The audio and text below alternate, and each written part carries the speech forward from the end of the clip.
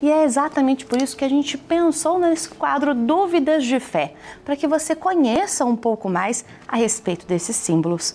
E para conversar sobre isso, eu recebo agora aqui no Bem-vindo Romero o Padre Ulisses. Padre, bom dia, seja também bem-vindo ao Bem-vindo Romero. Bom dia, Bianca. Bom dia a todos aqueles que estão unidos com a gente neste momento, e é gostoso demais sempre que a gente pode partilhar, não é mesmo? Esclarecer as dúvidas que os nossos queridos ouvintes sempre trazem consigo. Padre, às vezes a gente faz muitas coisas na igreja automaticamente, vê Certo. aquilo lá que acontece automaticamente, mas não entende exatamente o que está acontecendo. E é por isso que a gente tem este quadro agora. E o Padre Ulisses vai contar para a gente alguns desses símbolos e explicar para a gente alguns destes símbolos. Aliás, Com todo Padre, prazer. como é bom a gente entender. Quando a gente entende cada vez mais da nossa igreja, da nossa religião, mais a gente conhece e mais a gente tem fé, não é mesmo? Mais a gente se aprofunda. É verdade, né? E é importante que a simbologia, eu acho que ela é muito importante na vida do ser humano, porque ela é algo mais do que a nossa linguagem, né? Ela consegue atingir o nosso emocional, ela consegue atingir o transcendente, dar aquelas indicações que normalmente com as nossas matemáticas e com o nosso alfabeto nem sempre damos conta de expressar, né? Principalmente quando se trata de fé, de esperança, de amor, é o símbolo que realmente consegue ir além daquilo que é a nossa casca diária de conversação, de raciocínios.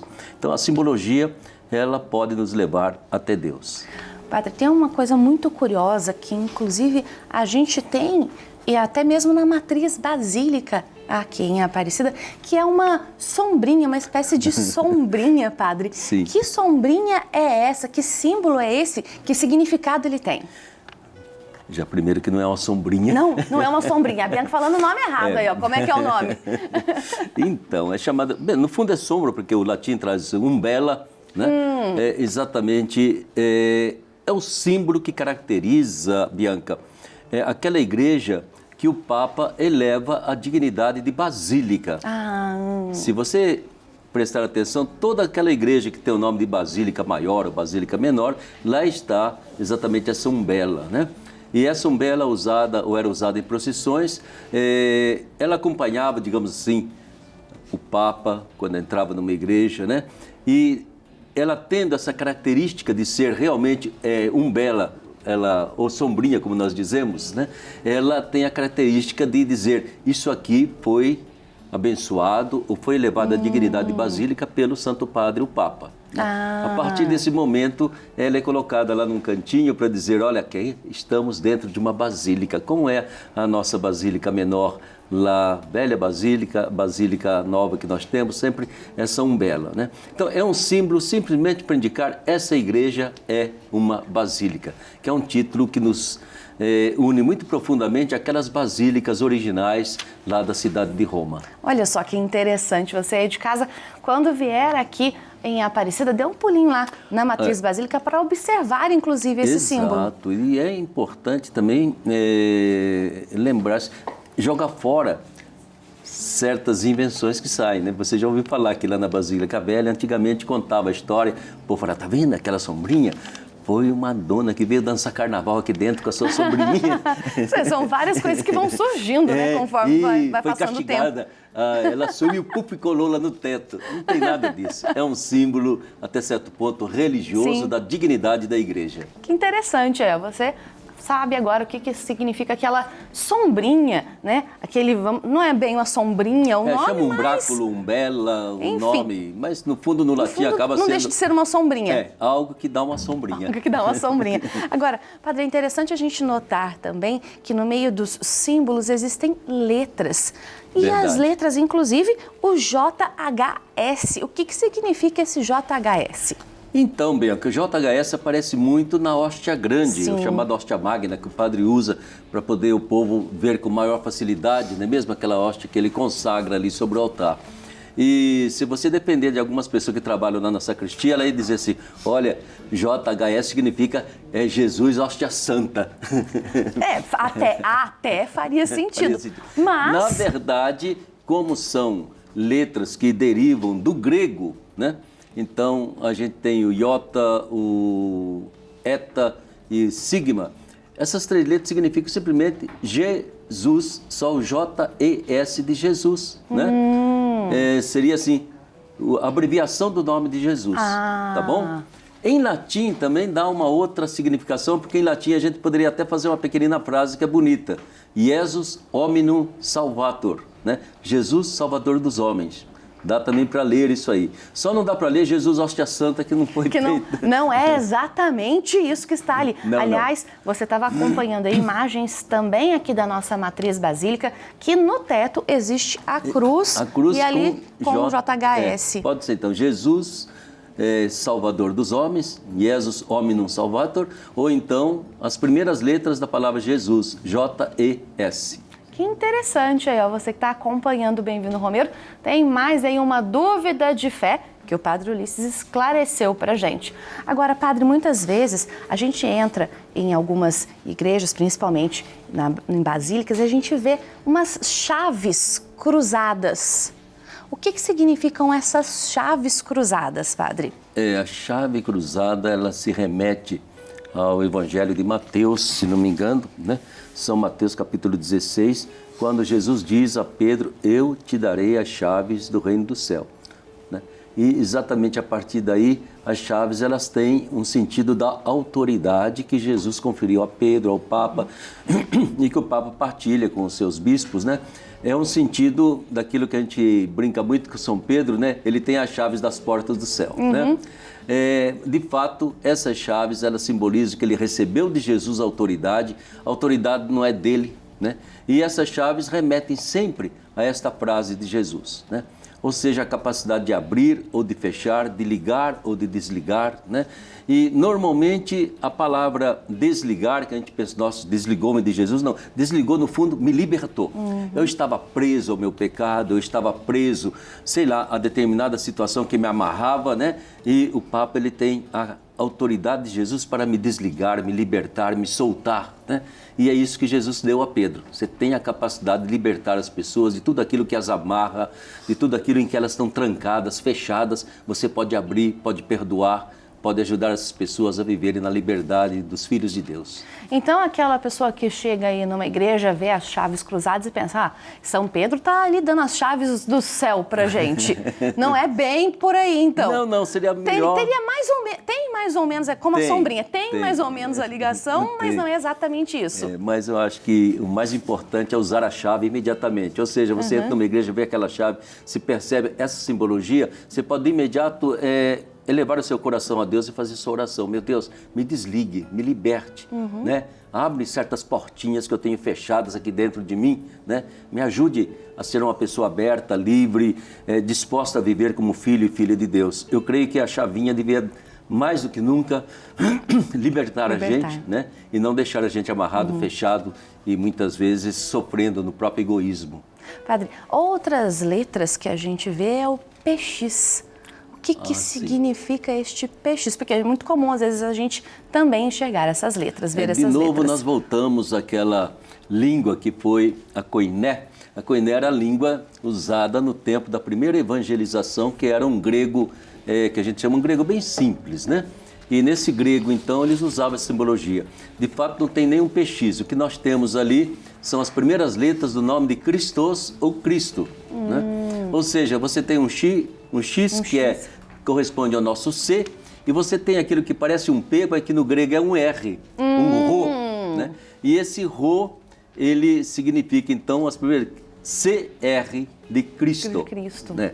Então, sempre a gente tem essa abreviação do nome de Jesus em grego, né? Então, não é nem latim e nem português. Por isso que não vai pensar que é peixe, que não está falando nada de peixe por enquanto, né? É simplesmente as duas primeiras letras da palavra Cristo. Muito interessante, porque a gente vai em muitas das igrejas e vê esses símbolos, vê essas letras e não entende, não sabe o que significa. Então, você já sabe também que significa Cristo. Esse que é PX, que não é nem PX, né? Um R. É um CR. É um CR, é um CR. Christos. Agora, Padre, a gente vê também em muitas das igrejas a imagem do Cordeiro. A gente até associa o Cordeiro a Cristo, e essa imagem realmente é isso que significa? É esse o significado desse símbolo? O São João Batista, quando ele apontou Jesus para o povo, ele falou assim: eis o Cordeiro de Deus, né? Com isso, acho que foi o São João Batista que lançou essa figura bonita do Cordeiro, e esse Cordeiro que foi sacrificado. Isso remete também lá ao livro do Êxodo, no Antigo Testamento, quando Deus falou a Moisés: olha, tudo aquilo que eu fiz por este povo, essa libertação da escravidão do Egito, eu gostaria que vocês, de geração em geração, vocês se recordassem. E Deus criou, digamos assim, a primeira Páscoa. A Páscoa é aquele momento que a família se reúne, né? A família mata ali um cordeirinho para tomar uma refeição juntos, né? E o sangue desse cordeirinho que foi colocado no umbral das portas, de tal modo que os filhos dos hebreus não fossem sacrificados pelo anjo exterminador, né? Então o sangue do cordeirinho é um sinal libertador e de proteção, né? E veio o nosso João Batista e fala: não, o Cordeiro de Deus mesmo é Jesus Cristo, né? E ficou essa imagem bonita de Jesus como Cordeiro que se sacrificou por nós, né? E você veja que tornou-se assim tão forte que toda a missa a gente reza: Cordeiro de Deus, que tirais o pecado do mundo, né? Tende piedade de nós, né? Então o Cordeirinho é uma figura bonita de Jesus, embora Jesus tenha sempre falado: eu sou o bom pastor, né? Cordeiro somos nós, que precisamos desse pastor para nos guiar ao longo da nossa vida. Mas como alguém que se ofereceu, se sacrificou, e que inclusive o sangue dele, ele não era para passar mais no umbral da porta, ele falou: tomai e bebei, aqui está o sangue da minha aliança que eu vou derramar por vocês, né? Então, esse sentido bonito do cordeiro. E também porque o cordeiro, a gente sabe que é o tipo do animal dos mais mansos que existem, né? Nunca representa um perigo. E isso traz para nós também toda essa imagem da mansidão de Jesus, dele não vem como uma fera perigosa para ameaçar a gente, mas ele vem como um cordeirinho que quer estar muito perto, ser acariciado, entende? É todo um mistério em que Deus se revela muito mais como alguém próximo, como alguém amor, como alguém que quer, assim, de alguma forma, penetrar na vida da gente, ser parte da nossa vida, do que como alguém que vem com um poder imenso, ameaçando. Não foi essa a revelação que Jesus nos trouxe. Aliás, é muito bonito isso, né? Porque geralmente a gente pensa que um rei iria vir com toda a pompa e circunstância, e muito pelo contrário, ele veio humilde para os humildes também. E foi essa, né, Bianca, essa a grande mensagem. Decepção, talvez, de muitos contemporâneos de Jesus, viu? Verdade. Eles estavam querendo um grande general, um grande rei, um grande imperador para dar um golpe de Estado, né? E de repente vem alguém que cuida dos pobres, cuida dos doentes, vai conversar com aqueles que não tinham nem vez nem voz na sociedade. Deu uma decepção naquelas autoridades religiosas, sabe? E acabou representando até uma ameaça para a autoridade política. Verdade, verdade, padre. Bom, você está acompanhando aí no Bem-vindo Romero, o nosso quadro Dúvidas de Fé com o Padre Ulisses, falando de alguns símbolos da igreja, e tem mais um símbolo que, inclusive, aqui no Santuário Nacional, ele aparece bastante até mesmo por conta de Maria ter sido saída das águas. Nossa Senhora Aparecida foi pescada também das águas do Rio Paraíba do Sul. Porém, em muitas outras igrejas a gente tem também o símbolo dos peixes, padre. Quem vem à Basílica de Aparecida e não compreende muito esse símbolo, deve ficar meio perplexo, porque está nos paramentos, Sim, está em todo canto, está no lugares. piso, né?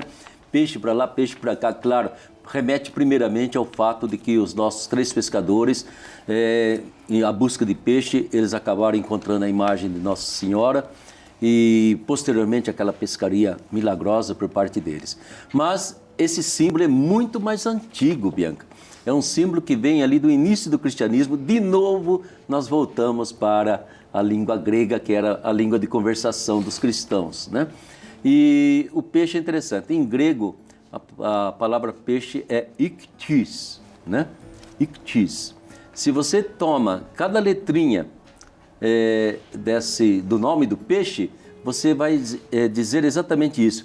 Jesus Salvador, Jesus Cristo, iktis, Deus, Filho de Deus Salvador. Isso mesmo. Jesus Cristo, Filho de Deus Salvador. Cada letrinha da palavra iktis, né, vai dar exatamente o nome de Jesus e, além disso, o título Salvador. Não, Jesus Cristo, Filho de Deus Salvador. Iktis. Que bonito, Padre. Obrigada, viu, De por vir aqui nada. esclarecer para a gente o significado desses símbolos. A nossa igreja ainda tem muitos outros símbolos que nós vamos trazer ainda aqui para você no Bem-vindo, Romero. Mas desde já, obrigada pela presença, Nada. Padre. Eu agradeço. Obrigado a você, obrigado àqueles que estão acompanhando o programa, não é mesmo? E enquanto possível, dúvidas são feitas para a gente crescer no conhecimento e crescer na fé. Sem dúvida. Muito bom demais ter dúvidas. Com certeza, Padre. Obrigada pela De presença. nada, às Aliás, ordens. por falar em algumas dúvidas, você que está aí acompanhando o Bem-vindo, Romero, temos esse livro aqui, ó, Festas e Símbolos, da editora Santuário, que fala para você a respeito também de algumas dessas festas, traz aí 6 grandes festas dos tempos bíblicos e da dedicação do templo, a festa dos tabernáculos, também traz tantas outras festas e cada uma vai ser explicada aqui com esses símbolos também. Festas e Símbolos é um livro da editora Santuário para você também conhecer um pouco mais a respeito destes símbolos da igreja.